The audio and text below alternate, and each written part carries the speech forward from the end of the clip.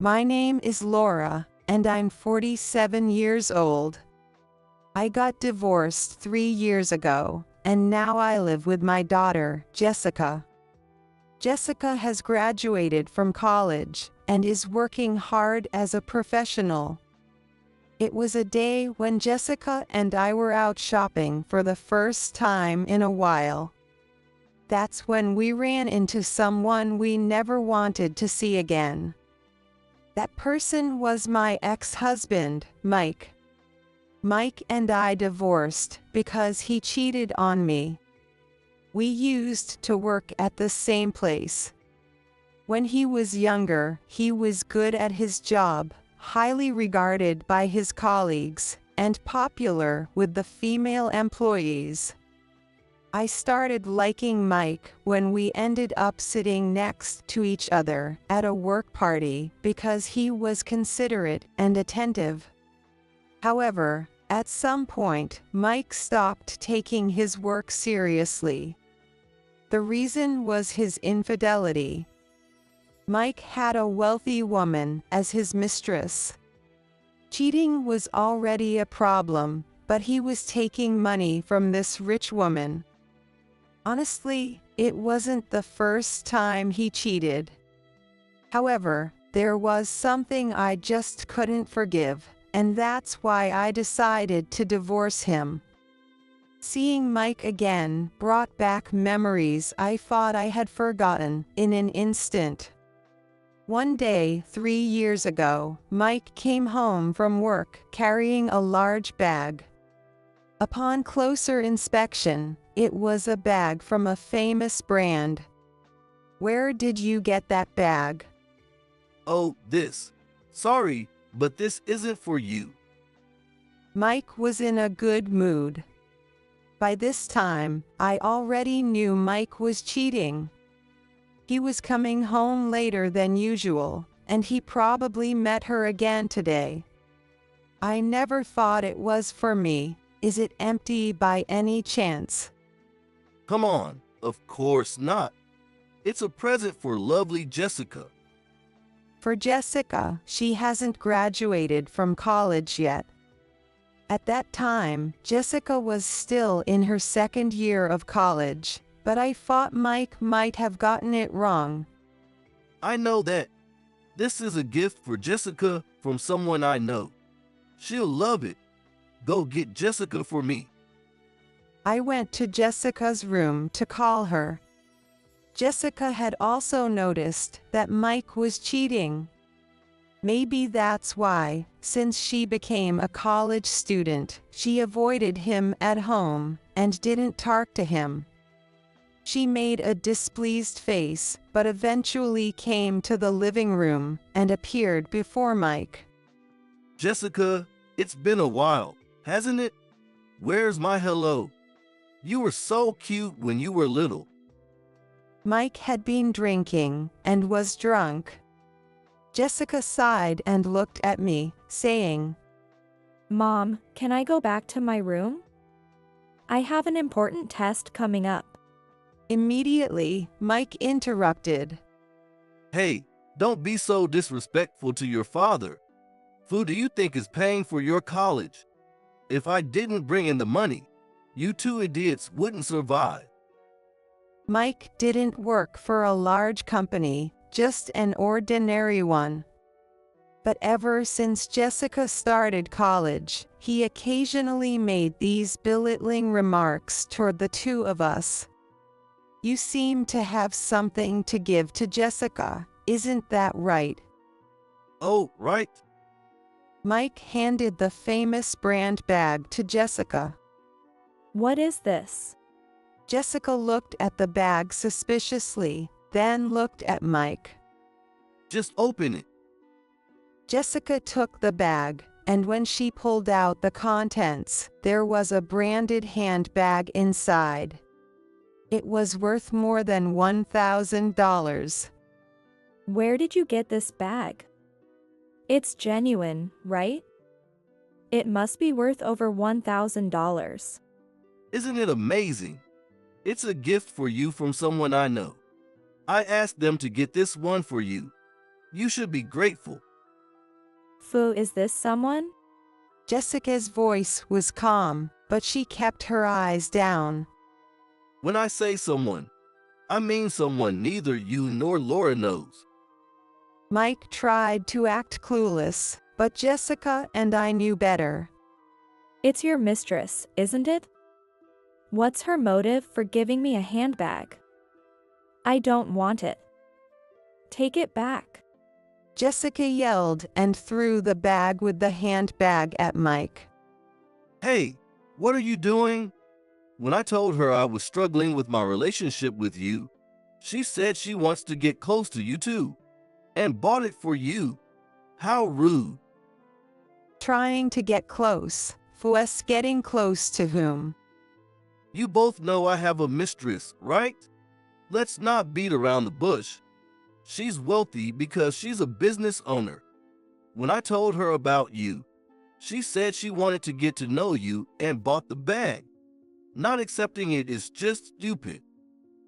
You casually admit to your cheating, but did you think I wouldn't want a divorce? Mike laughed as he said, You think you can leave me? How will you manage without money? You're a stay-at-home mom, and Jessica's college fees still need to be paid. Mom, just get a divorce already. Jessica said, looking into my eyes. I was shocked and couldn't respond. I'll work part-time when I can. Staying with him won't make you happy. Just get a divorce. Jessica looked at me, almost in tears. It was then that I realized something. I had thought that staying married was for Jessica's sake, but I realized it was hurting both her and myself. Come on, really? You think your part-time job can actually cover your college fees? You're gotten pretty cheeky. Well, it's fine with me. So, are we getting a divorce? Mike said with a smug look. And just like that, our divorce was finalized. Since Mike immediately admitted to his affair, he paid alimony in one lump sum.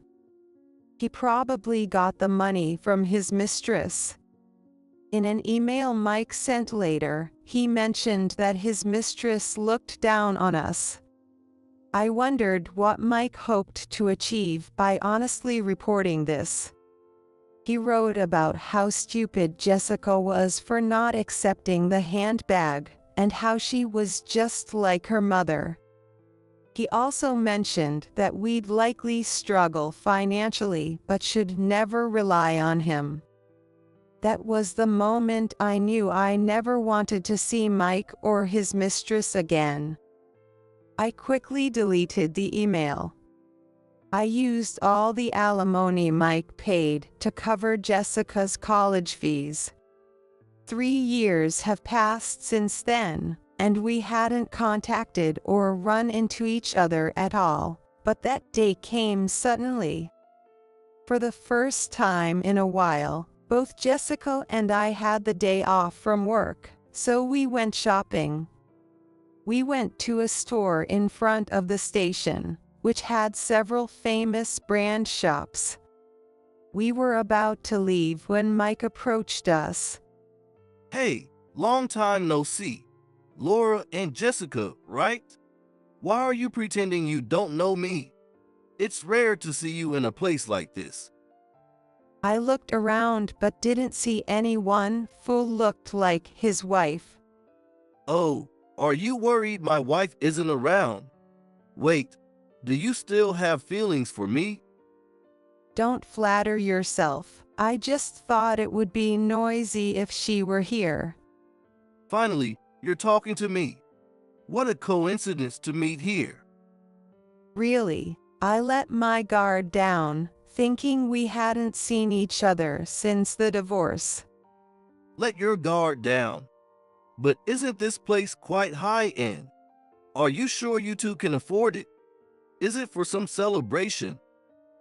Mike said, laughing. He was trying to make snide remarks. but I felt that showing my displeasure would only play into his hands, so I decided to talk normally. Yeah, this store does have a lot of expensive items, but we're not here for a celebration. We're just shopping for ourselves. Come on, shopping for yourselves. You don't have to act tough. Since we're here, let me buy you something. Jessica, is there anything you want? I was about to take Jessica's hand and leave. However, Jessica noticed and gave me a meaningful look. It was a look that said, "Mom, it's okay." You remembered my name. I thought you'd forgotten it since we haven't been in touch at all since you divorced Mom. Well, you're still my daughter. Since we met here, let me buy you something. You must be struggling with money, right? There was a malicious tone in Mike's voice. No, I'm not struggling with money, and I don't need your help. But you seem to be doing well. Is work going well? Mike's face visibly brightened. You noticed? Well, I only wear the best. Jessica gave him a polite smile. Do you want to know how much I'm making now? You'd be shocked. Sure, I'd love to hear. Of course you would. You two must be scrambling around like sewer rats. It must be tough. I was shocked that Mike called us sewer rats. However, Jessica held her tongue and didn't respond. Leaving you sewer rats was a smart move. I'm making $80,000 a year now. Mike grinned as he spoke. I felt beyond anger and actually pitied Mike for calling us sewer rats. Feeling exasperated and ready to leave, I looked at Jessica and noticed her eyes were gleaming. It was a look of someone who had just trapped their prey, with a slightly mischievous smile. That sounds tough. What? Mike was surprised by Jessica's unexpected words. To be honest, I was also surprised by Jessica's comment. Tough? What does she mean? What are you talking about? $80,000. That's way better than when I was living with you two. I just go to work and complain a bit, and I make $80,000. It's fantastic. At this point, Jessica's expression tightened, and she said, You work at your wife's company, right? Paying someone as incompetent as you $80,000. I feel sorry for your wife. But it's her own fault, I guess. She has done so many terrible things. But that will end soon. Your wife is probably going to be arrested soon. Mike looked shocked. Hey, what are you talking about? Even if you are my daughter, I won't tolerate such nonsense. Arrested? That's impossible. Sorry, but it's true. Do you know where I work now? Your job? No idea. You're probably just an employee somewhere. There's no way you know about my company. Mike replied with a mocking laugh. Jessica works for the Internal Revenue Service. The Internal Revenue Service. Even if you tell him, Mom, he won't understand. Do you get it? It's about taxes, Dad. Mike's face turned a bit red with anger. Of course, I know that. So what? Your wife's company has some serious issues. What? I was also shocked because she said something completely unexpected. Jessica doesn't talk much about her work at home, probably because of the nature of her job. So, this was the first time I was hearing about it. Did you know your wife is committing tax fraud? Jessica said with a smile. Seeing her smile while talking about this made me feel a bit uneasy. Tax fraud. You know what tax fraud is, right? Basically, she's cheating on the taxes she owes. Of course, I know that. There's no way she'd do that. Apparently, there was a whistleblower. She must be really hated by her employees. What? When they investigated, they found a lot of discrepancies. She was inflating expenses and underreporting sales. Mike's face grew paler and paler. I wondered if deep down, Mike already knew. This has to be a lie. You just happened to run into me here and got jealous of my good life. So you're making this up. Pathetic. What? You want money? As Mike pulled out his wallet, Jessica slapped his hand away. We don't want your money. Both Mom and I are living much better now than when we were with you. Keep your money. Jessica glared at Mike. Fine. Have it your way. But don't come crying for help when you're in trouble. You're on your own. Then, Mike's phone rang. He answered it immediately and started talking, so we tried to leave during that time. There was nothing more we needed to say to him. But Mike stopped us from behind. When we turned around, he looked flustered. It was my wife on the phone. Oh, really? And what did she say? I held back my urge to leave and listened to Mike. I thought it would be strange for us to leave when we hadn't done anything wrong. She said Internal Revenue Service agents are at the office right now, and I need to get back there quickly. Well, you'd better go then. It's probably just a misunderstanding. I haven't done anything wrong. Mike tried to appear calm, but his anxious expression was evident. Then Jessica spoke up. Lies will always be found out. Most people who commit tax fraud know exactly what they're doing. Professionals can't be fooled. If your wife called you, she might have already told the agents about you. Mike's expression turned to one of shock. She might have mentioned me too. No way. Getting caught like this. So, you did know. I thought so. Even without a whistleblower, it was only a matter of time. Tax fraud is a crime. And now, your wife is dealing with tax evasion, and you're facing sexual harassment and power harassment charges. Once again, I was taken aback by Jessica's sudden revelation. Really, is that true?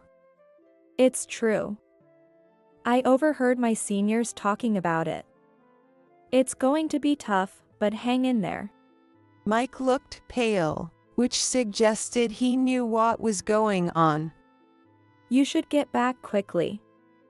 Your wife is waiting, right? You'll be busy from now on, so you'd better be prepared. Jessica was smiling, but her eyes were not. Mike glared at us, and then quickly walked away. We looked at each other, smiled, and continued our shopping. 2 days later, I got a call from Mike. I had kept his contact information since he was still Jessica's father. Laura, oh, I'm glad you answered. Hey, can we meet somewhere? Jessica can come too. Why all of a sudden? I have nothing to talk about with you. Jessica and I are both busy. I've realized that you two are the best for me, the ones who bring me peace. I could tell from his voice that he was lying. He called us sewer rats. What kind of change of heart is this? Did you forget what you said to us the other day? Don't contact us anymore. Wait, please. You know my wife is getting arrested, right? I wasn't arrested, but I'm being sued by employees for sexual harassment and power harassment. I'm going to lose my place to live. Please, can you shelter me? I'll do housework. Are you kidding? Stop it. I couldn't believe Mike was serious.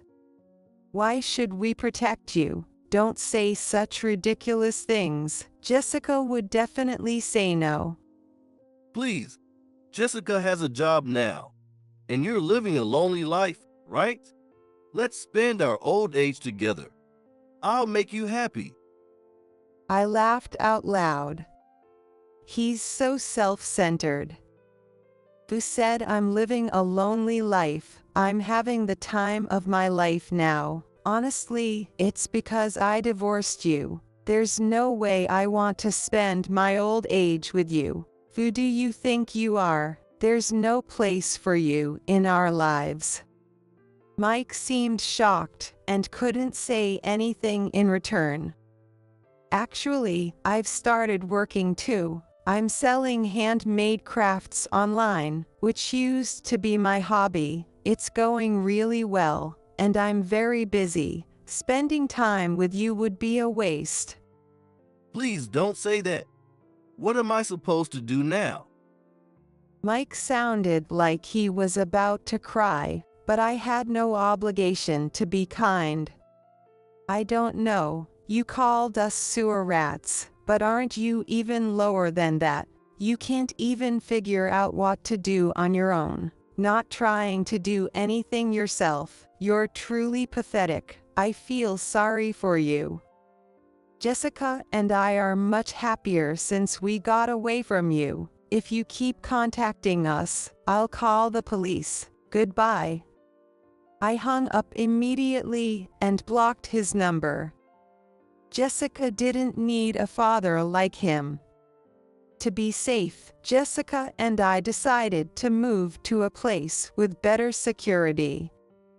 After that, I heard rumors that Mike had lost everything and was living in a cardboard box.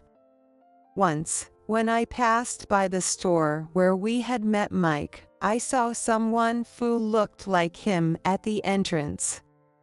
His face was covered in an unkempt beard, and his clothes were in tatters. A security guard from the store was leading him away. Since then, we haven't gone to that store.